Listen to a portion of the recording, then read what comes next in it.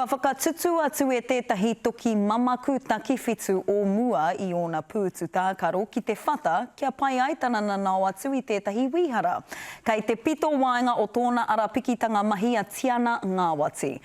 Hei tā te pūrongo ara paera tāwhai, e whāia nei e ia ōna wawata whutuporo hou, ara kia eke ia hei kai wawao I te ao whānui. He huarahi hou e para nei e Tiana Ngāwati.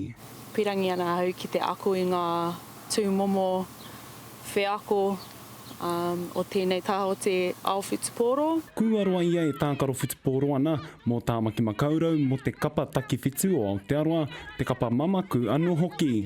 Engari no tērā tau whakairi ai o na pūtu tākaro, ka hikina ke ko te wihara. O I te timatanga o taku huarahi nei, ka pēnei au, aroha mai ki ngā kaiwawa o mua, I kangakanga au ki a rātou.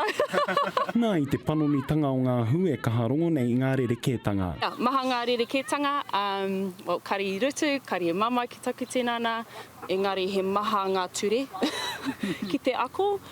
He mōhio hoki ia kāre nui te whaiwāhitanga o te wāhine Māori ki e nei mahi. Ko tai tau ko pahuri, ko tōku wawata, tino wawata ka eke au ki te taumata hei kaiwawa ahau ki te whakataitai āmotu, ara ko te Tech Nationals, the Sevens Nationals.